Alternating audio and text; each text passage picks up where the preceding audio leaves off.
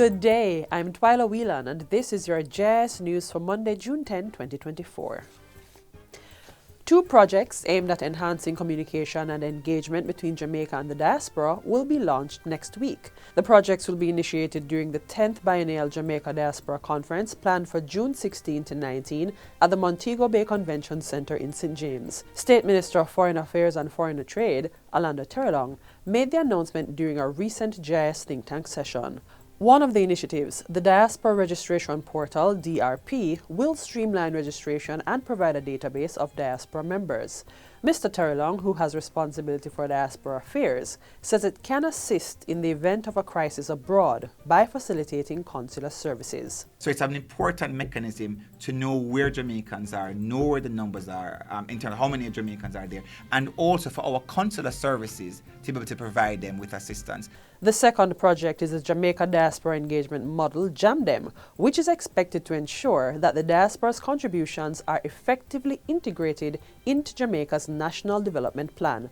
Minister Terrelong says the JAMDEM portal will allow Jamaicans across the diaspora to see in real time what investment opportunities there are in Jamaica and how to be engaged in those. It will effectively integrate them into national development plans.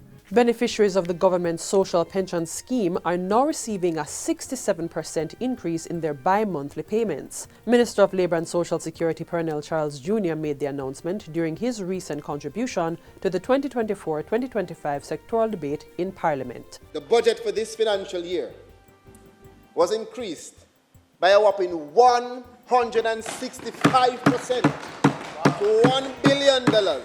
Beneficiaries will receive an increase of over 76% in their bi-monthly benefits, moving from $6,800 to $12,000. The social pension scheme ensures all seniors over age 75 who would not normally get a pension can now benefit. Nearly 15,000 people have so far been registered under the program, which paid out more than $408 million in benefits during the 2023-2024 fiscal year. The program requires applicants to have a birth certificate or Jamaican passport to verify their age, but Minister Charles Jr. says they're making efforts to ensure more persons can benefit. We have therefore strengthened our partnership to enable seniors to obtain their birth certificate, and we work with them. I can also announce that we've made some changes to allow for increased flexibility while also maintaining the program's integrity. Applicants with no birth certificate or Jamaican passport will be allowed to use a voter's ID or a photograph signed by a Justice of the Peace to register for the program. 22 agricultural science students from 11 high schools across St. Elizabeth have received academic grants totaling $660,000 courtesy of Jamaican workers at Gebbers Farms in the United States. The money was collected by the workers during their annual Jamaica Day celebrations in the United States, and the initiative was done in partnership with the Ministry of Labour and Social Security and Grace Kennedy Company Limited. Minister of Labour and Social Security Pernell Charles Jr. says it is a representation of a true partnership towards the development of the nation. You cannot build a nation without investing in the youth and investing in the vulnerable. You can measure a nation by how they treat the most vulnerable. During the recent handover ceremony, the students also received gift baskets. Minister of Local Government and Community Development Desmond McKenzie is renewing the call for schools to initiate fire wardens clubs in their institutions.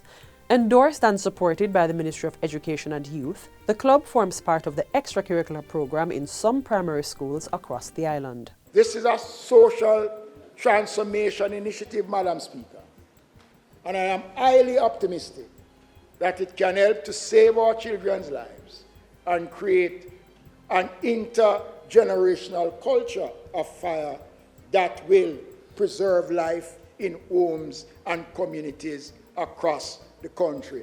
I urge the schools, Madam Speaker, to buy into this project because it can save life and help to educate our children.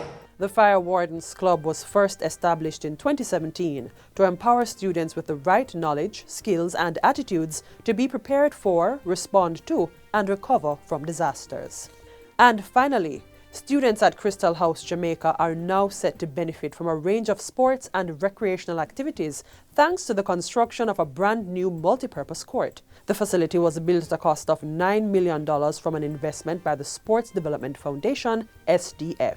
The new addition to the school was made to engage students in critical thinking beyond traditional classroom settings. Minister of Sport Olivia Grange highlights the importance of the new facility.